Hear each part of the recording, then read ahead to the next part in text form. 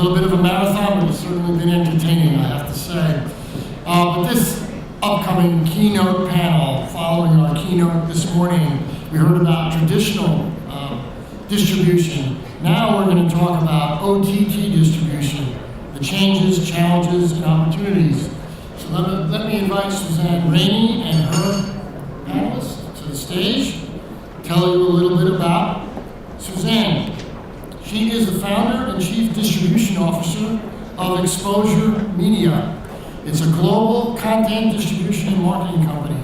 Suzanne helps companies, like hopefully many in this room, develop, launch, and market content services across TV, broadband, and mobile platforms, including acquiring and negotiating the necessary rights.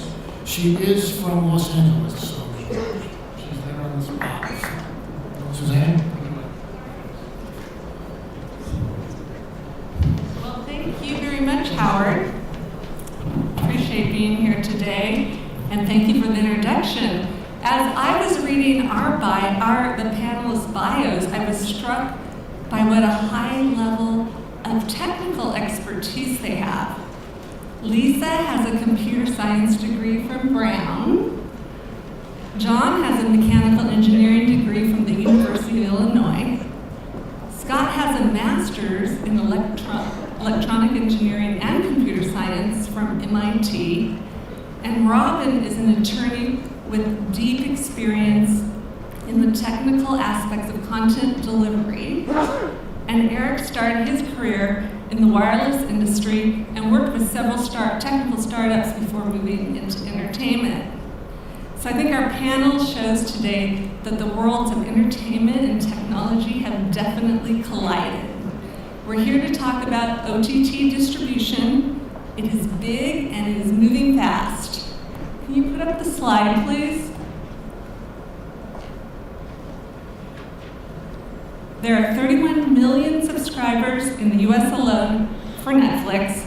Roku has over 8 million boxes in home. Apple TV, 13 million. Hulu Plus, 5 million. And there's 30 million people who access it monthly on a free basis. There are 78 million Xboxes worldwide, 110 million PlayStations. There are over 7 million Amazon Prime subscribers, and there are millions of Chromecasts. Just yesterday, Google announced they're moving into 11 more countries, Canada and Europe. There's Voodoo at Walmart, Target Ticket, Redbox by Verizon, IMGO, which is a joint partnership between DreamWorks Animation and Technicolor, and they also have a partnership with Roku. And Disney Movies Anywhere that just launched to great fanfare and usage. Aereo, and this is not even to mention the MVPDs and the network apps and their TV Everywhere efforts, such as Xfinity to Go and HBO Go. So we have a lot to cover, and we're going to get right into it. Please introduce yourself, tell us about your company, and the biggest challenge you face in OTT distribution. We'll start right here with you, Eric. Sure. Eric Shade, I VP Business Development at YouLive, which is a new brand and division at Scripps Networks. And for those of you who are familiar with Scripps Networks, we're a leader in lifestyle programming across TV and digital. Some of our brands you probably know, Food Network, HGTV, Travel Channel, and others. So what we're doing at YouLive is we're developing what we believe is the premier digital lifestyle video ecosystem. It really has a couple of different parts to it. So one, we've launched a new lifestyle video destination site called YouLive.com. You can check it out today. We launched a soft launch back in last summer. And at that site, we basically aggregate programming from across our television networks and digital brands. We curate best of third-party content from across lifestyle content providers. We're also creating new live original programming in new categories of lifestyle beyond food, film, and travel, which we focused on today with our TV networks. The second half of that YouLive business is an expansive distribution network. We're distributing our videos to over 100 publisher sites, multi-platform. which sort of, I guess, leads us to this discussion now in terms of the challenges we face in the top distribution. I think, as with some of our other media companies out there, as a content developer, folks who really have a challenge with limited resources, right? So we're not only focused on digital today. We have TV resources, digital resources. And the challenge we have at OTT, you've seen that slide, is the fragmentation. Unlike mobile, it's pretty much dominated by iOS and Android. If you look at the OTT space, you've got set-top boxes, you've got sticks, you have connected TVs, gaming consoles, and I think the challenge for us moving forward is figuring out where to invest those resources and figure out what the scale is and get an ROI for investment. And how do you go about making those decisions? Fortunately, we've seen some traction in the marketplace, Roku in particular, Apple TV. We're starting to see that scale. We're in the millions of devices, and you're also seeing an engaged audience in those platforms. Those are sort of the metrics we look at. If you look at connected TVs, for example, you're seeing a really fragmented market of Samsung, LG, et cetera, who have all their own OSs, development platforms. You can't build once and distribute everywhere. So that's what we're really trying to navigate. All right, thank you. Scott? Scott Rosenberg, VP of Business Development for Roku, based here out of New York. I write lots of content deals. My main job, I have a set of peers who do that. My team's main job is helping content partners who get onto Roku succeed, whether that's driving downloads or subscriptions or transactions. So my team spends all its time really helping partners succeed on the platform. We're still very focused as a company on getting more and more scale. As Eric said, the marketplace is cleaning up a little bit. A lot of little black box companies have gone away, thankfully. And I think that the TV operating system market is really consolidating. There's a couple of solutions. We're going to be one of them. And so we're focused on how to yet further accelerate our distribution, get our devices and solutions into more people's homes. And then within those homes, as we've hit that scale, we're very focused on share of TV time. How do we get more viewership in our homes to happen through our device by making sure it's a killer experience and there's great content on the platform. And so what are you seeing in terms of how, what are you doing in order to encourage people to watch more and generate more revenue? It's a combination of continuing to do what we've been doing, which is really focusing on having a product that people love and find really simple and easy to use. We think that's been one of our key principles. It's filling the content up, the platform up with great content, that causes people to. We launched some Disney Watch properties late last year. So as an example, we launched Showtime last month. Just making our users through editorial and promotional techniques aware of all the content that's coming to the platform, and kind of awakening people's awareness of how much they can do over the top, which is really a radically different place than we were in 2 years ago. Which is when you were just focused on getting the boxes out of the home? Or how would you?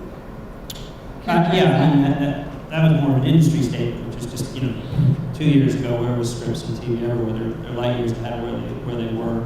Every network family on some level is dramatically ahead of where they were in terms of authentication rights, in terms of product readiness to do it. The market's cleaned up a little bit, so they have fewer platforms they have to think about. We have a lot of innovation occurring around over-the-top business models, pure play, over-the-top ad-supported models. The Crackles of the world, the AOLs, the Yahoos. So there's just a phenomenal amount of innovation, both at the product user experience level as well as in the business model. And it's just moving really quickly. Right? There are a lot more services and things for consumers to do over the top than they can do 2 years ago. We think we're helping drive. Great. Robin? My name is Robin Polishek. I am a lawyer at the law firm of Greenberg Traurig. My practice represents predominantly networks in their negotiations with the MVPDs and online distributors. It also represents some of the newer online distributors as well. And my challenges I see are really twofold. helping the larger networks navigate their entrance into TV everywhere, along with their MVPD deals, and also into OTT distribution. And then helping some of the newer online distributors and emerging networks kind of grow into this space and learn how to dive in. And it's a little bit newer of an entry, either to get out on the internet and get uptake, which we're talking about, it's not nearly as much as worse as of yet. Or helping new programmers learn what they need to do to have a TV everywhere platform, for example. So it's kind of a twofold focus that I have right now, and then there's challenges on both sides. And what's the biggest challenge you face? The biggest challenge, I think, is finding or negotiating that path that sustains the current environment. Obviously, it's pretty valuable. The golden goose, let's not kill it. But also then finding the new ways that consumers can consume content and making that profitable as well for everyone, for those distributors and programmers. And what would you say is a success story in that arena? It's a success story. In terms of developing a new avenue for consumers that you've been a part of? And I think generally, as you said, in the last 2 years, TV everywhere, while it still has a little ways to go, is really coming along as a bridge between true online providers and traditional MVPDs. And I think that really will continue to be a success story for the industry, and hopefully make consumers very happy that the package of content that they buy is really valuable and useful to them in the ways they want to see it. Okay, great, and that's a topic we're going to come back to. So, I'm Lisa Glover. Lisa Glover, I'm with Black Entertainment Television. It's a Viacom network. I am the Vice President of Technology, Product, and Operations. As of 2 days ago, I'm also the interim head of digital. And congratulations. Well, thank you very much. That means I get to do several more jobs now. And I think that the biggest challenges are actually, I think, are twofold. One is we talked about kind of resources and figuring out where to allocate them. I would turn that around and kind of put that on the OTT makers and say, actually, I think it's time for standards. In the same way that when browsers first came out and ads came out and the web came out, right? It was everybody was doing their own thing. Then they came up with an HTML standard. They came up with IME standards. But the fact of the matter is, then everybody kind of implements to their own spec, and it's it's taken years and years to kind of evolve and standardize for the most part. OTT, I don't think is there yet, so that's a huge challenge. And the second one for me is measurability. And so, one, just being able to measure folks and what they are doing on OTT, and then actually having that data be fed back to us, because there's two parts to it. Yes, that's two big issues. So what's happening in terms of developing standards?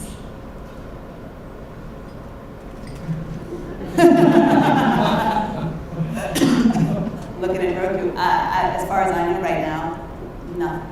We're at the new day. It's a new day. Okay. Well, I mean, there's a lot of standards out there. Being an engineer doesn't help. I sort of get lost in the details. But, I think one of the things that's making OTT work so well today is, you aren't having to encode video, in very many ways. If you stood up a video encoding solution, a content management solution, an ad serving solution, an analytics solution, most of those platforms, those third-party vendors, plug into our platform. Right? Mm-hmm. So, it may not be as drag and drop as the business will eventually be, but you're not having to encode something you've heard before. You're not having to pick a different ad server. So I think in that regard, de facto standards have emerged in topics like video on most of the platforms. I think that's fair to a certain extent, right? I definitely think that there are, almost everybody does less, but it's still not consistent. Yeah, I think measurement too is still a gray area that needs work, but it's a little bit like where mobile was, 3-4 years ago, 5 years ago. Cookieless platform, trying to figure out how to apply some of the same targeting, measurement tech, so connected TVs. And I think not having client control is can be impediment. I think there's a lot of server-side stuff that's starting to be put in place that allows you to control, ads and some other kind of things. You must be talking about a different platform, because Roku is fully programmable. Well, but the point is, but I can build apps for Roku. Yes. Oh, I see. Yes. That's where the standard Which is. is where you should start. Yeah. All right, and John. Hi, I'm John Choi. I work at Fox Networks as Director of Distribution Strategy. Our department, Fox Networks Distribution, oversees the distribution of the Fox Broadcast Company, as well as many cable channels, including FX, Nat Geo, Fox Sports 1 and 2, and all the regional sports networks, as well as even Spanish language networks like Fox Deportes and Fox Life.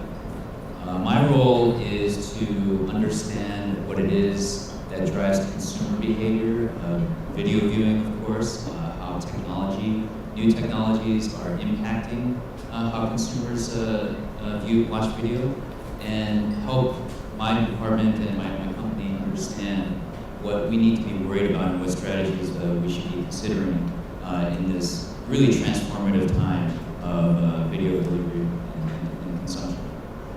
All right, thank you. So I want to talk a little more about TV everywhere. While it is, out, there's a lot of consumer confusion around it, and the usage isn't very good. What is the future for TV everywhere? Let's start with Lisa. I think the prognosis is good. So what I would say is, I think it has to be, right? I think that the time is coming that people want to be able to connect wherever they are, whenever they want, and get the content they expect and in a lot of cases are paying for. So I know that people are, different MVPDs are putting different systems in place, so doing trials where if you're in your home, you don't actually type in a password because it knows what router you're on and you can figure that out. Being able to connect rather than with your Time Warner username and password, being able to connect through Facebook or other social connections.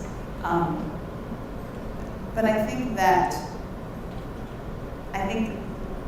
everything takes time, and I've been in rich media online since its advent, essentially in '94, and it's you want it to go faster and you want it to happen, and everybody talks about it. But the progress that TV has made over the past few years, in terms of just marketing, right? Everybody's talking about watching ESPN or watch the U.S. Open online, watch the Olympics online, right? That one I think probably converted a ton of people. I think they got 10 million users, so huge. So I think the future is coming. All right, so you're launching an app at the end of the month? Yes. BET Now. Yes. Tell us a little bit about the development of it, what kind of content you have on it, how you expect it to work with TV Everywhere, the MVPP solutions, a little background. Totally. So BET Now is launching before the end of March, and it's going to be on iOS as well as on Android. And the fact is that it's culturally, again, people want to access stuff wherever, on whatever device they are, and so we're just trying to get them the content in the best form and form factor possible. So we are launching this app. It's actually going to have, some non-authenticated content as well as authenticated content, and it really is a balancing act in terms of trying to figure out what's going to appeal, what's going to engage them, what's going to want them to keep coming back, without providing kind of these massive blockers around wait, you don't know your account.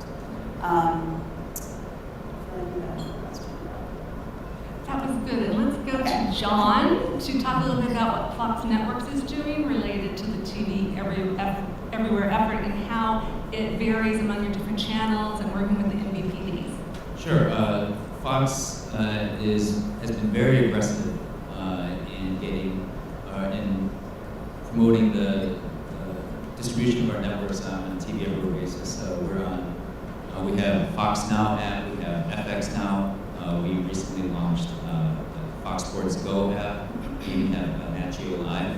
So and depending on the app, it's a mixture of live or VOD content. We work very closely with our MVPD partners to make sure that distribution is as ubiquitous as possible on as many devices as possible. But as Eric was mentioning earlier, some of the standards by which we choose which devices or platforms to go on really is, say, install base, how many devices are out there, how many people are using them.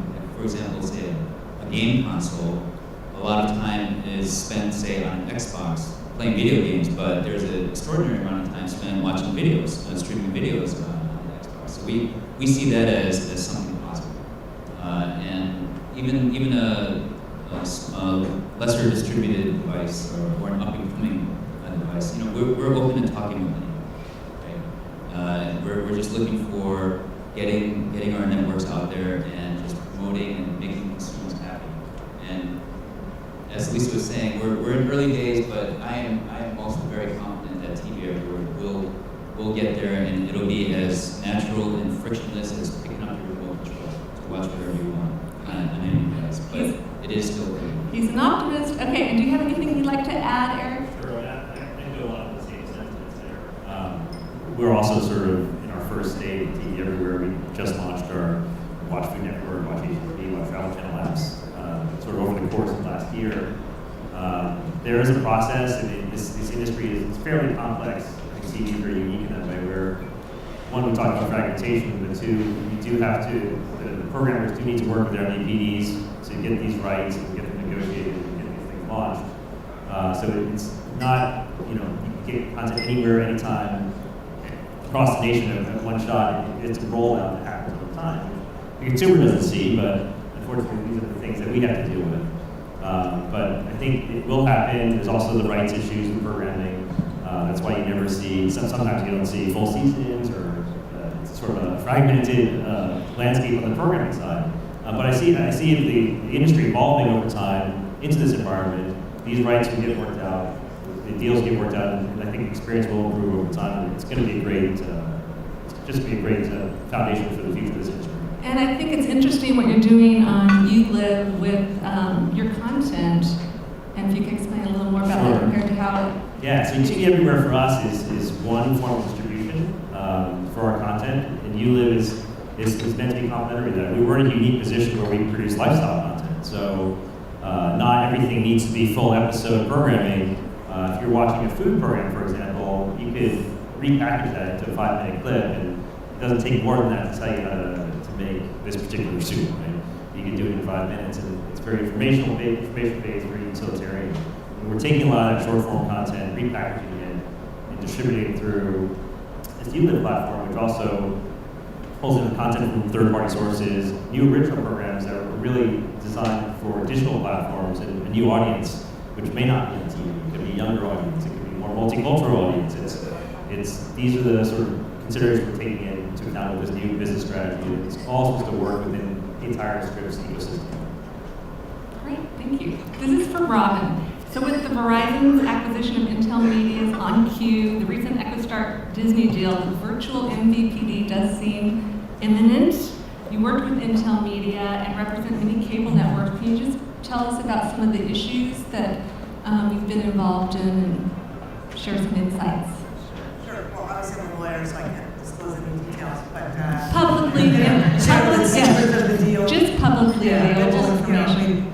I think the first thing is Intel Media, I think, really paved the ground for the greater conversation, like kind of just coming open on, hey, let's deal with the tough issues. OTT, true virtual MVPs are coming.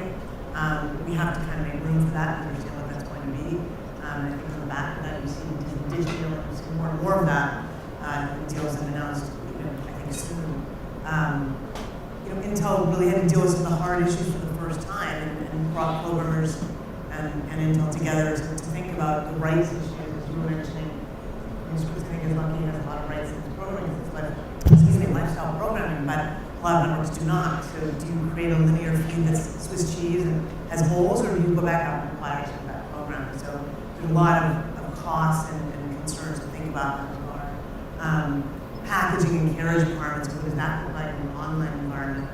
What does the bundle look like in an online environment versus an MVPD? environment. And then all the great features that an online product has. So, the data, which I think is very attractive to share and use. Dynamic ad insertion, which is natural, hasn't quite gotten there in traditional platforms yet.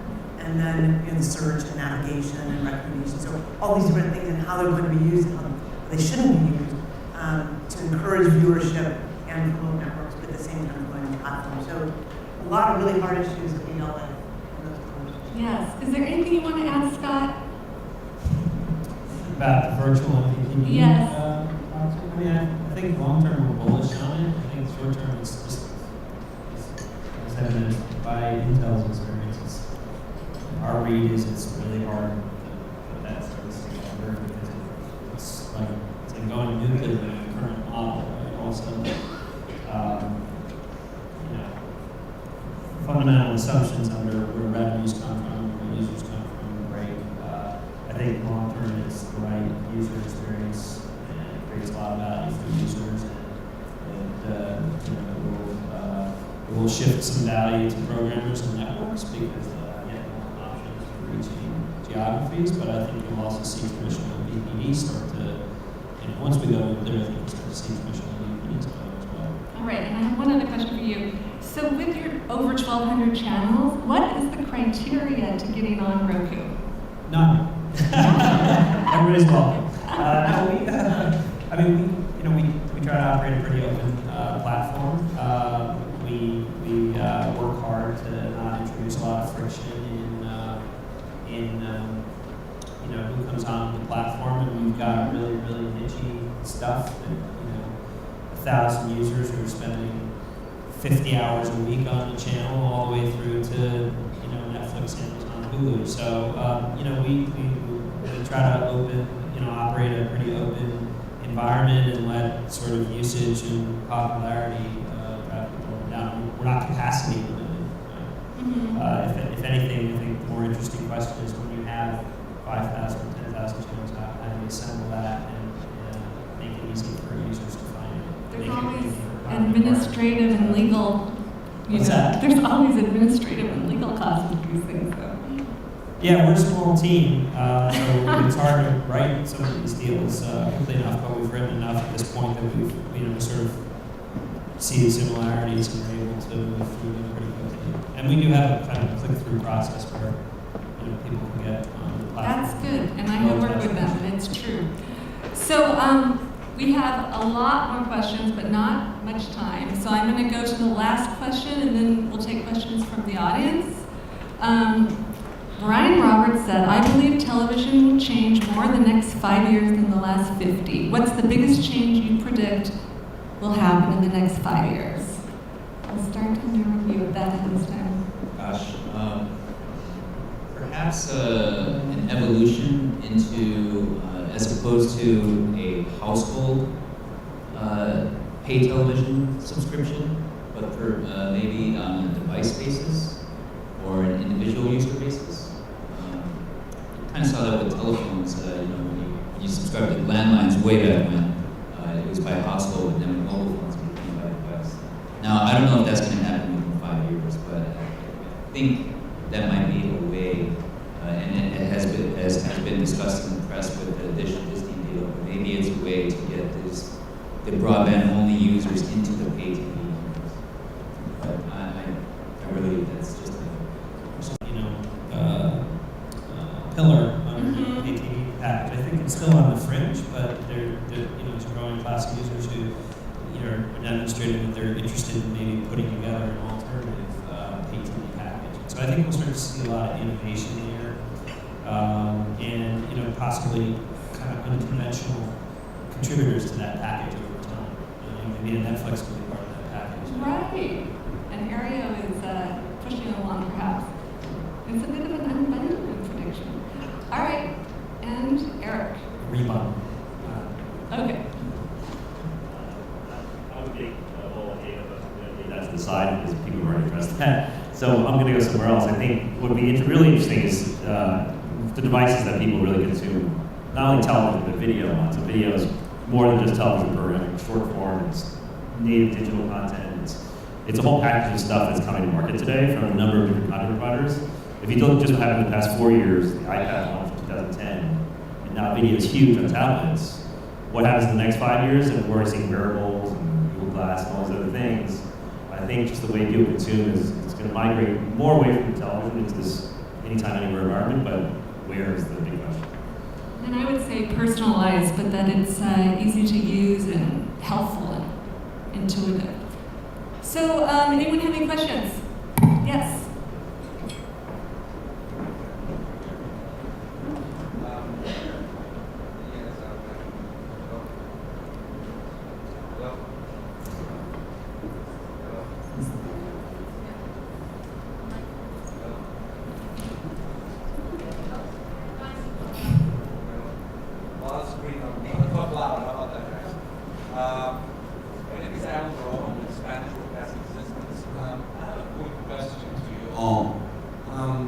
What are some of the major security concerns? I'm asking the big, ugly question.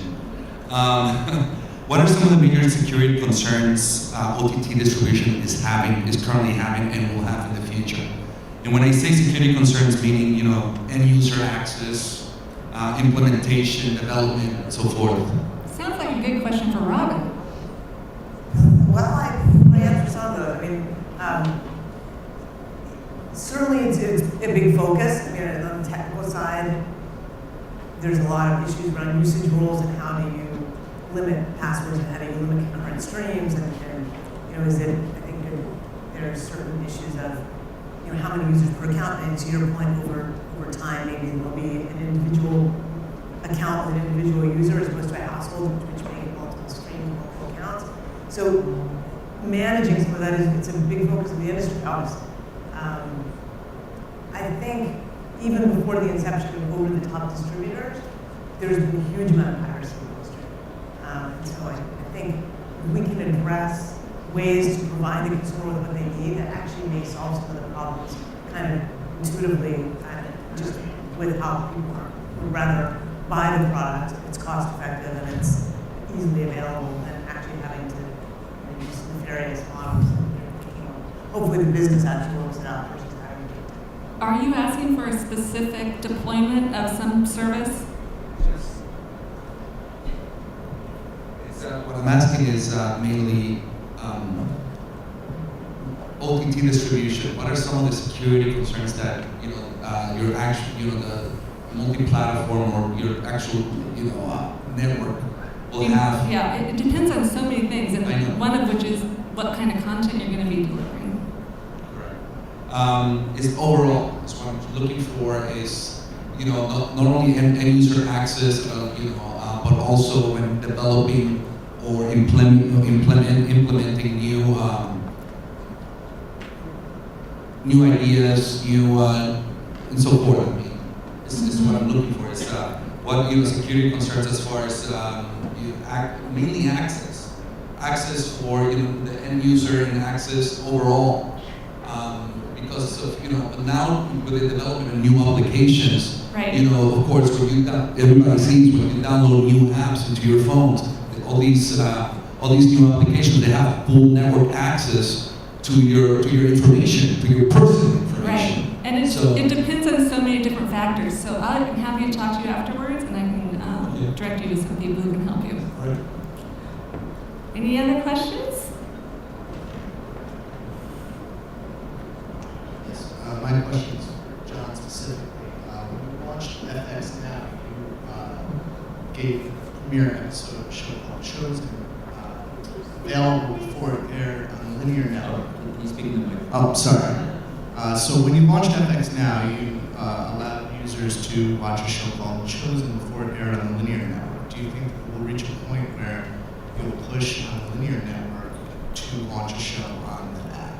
That's a really good question. We've done that before, not necessarily we've done that before with, say, a mini project where we make available, say, the season premiere of the mini project, a certain period of time, available, say, online before the linear air. And that's a function of marketing. That's one of the ways that we help promote, let's just say, alternate access other than the linear feed for our programming. I just see a day where that all doesn't matter anymore, where maybe sometimes content, say catch-up content on VOD or on a particular device will actually drive you to the linear programming or to the linear airings of new episodes, or when you're watching the linear program, maybe you're watching that episode for the first time, but you're interested in the show, so then you can go to VOD. So we just look at different ways in which to promote the value of our content. And one thing that should be said is, as long as we all develop really good content, I think people will gravitate towards that. And that's I just want to point out. We have time for one more question. Back there. Yes, you.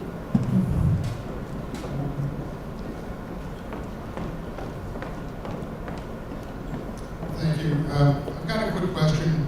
Scott, I was interested when you talked about rebundling, and Robin, you kind of touched on this in terms of the packaging our programmers have. If we're looking at a world where there's over-the-top and services are quote rebundled, does anybody really see a day when the virtual MVPD could offer, for instance, Disney and ABC Family without ESPN, or FX without Fox Sports?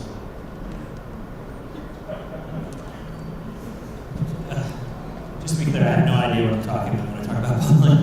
I'm just the device guy. No, I think we have a really long road to go before we get to packages like that, because that's a pretty dramatic set of changes. And I think that everybody really benefits on the industry side from those bundles, and they create a lot of value.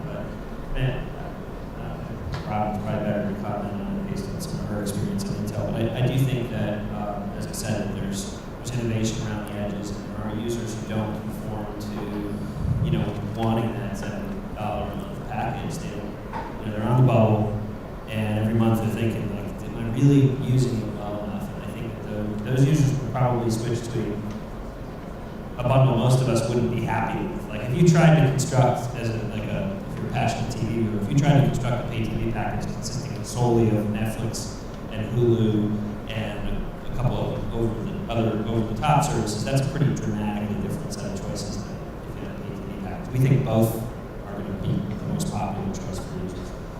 So I think we have to go through kind of a dark period before we get to those kind of really dramatic periods. I'd like to add to that too. I think the bundle, or I know the bundle as it is, enables a lot of diverse and high-quality programming. I mean, without the bundle, channels like AMC, which is not a Fox channel, but just for example, channels like AMC would never have had the money or the risk-taking ability to get Mad Men, Breaking Bad, or The Walking Dead. And I mean, AMC used to be American movie classics. Now it's one of the most viewed cable networks, and you can say that a lot about even Spanish language networks that have come about. I think the bundle has helped make that possible. And you take that away, then you take away the vast array and the broad depth of channels and entertainment that we get right now. It's an interesting question, and it comes down to economics, and it's certainly going to be an interesting 5 years. So I'm going to leave you with a quote from William Gibson. The future is already here. It's just not very evenly distributed.